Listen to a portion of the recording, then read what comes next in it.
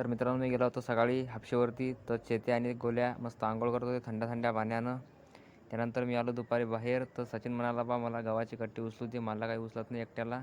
तर मी त्याला कट्टी उचलू दिली आणि त्यांनी बाहेर नेली मस्त गहू वाळू घालायला.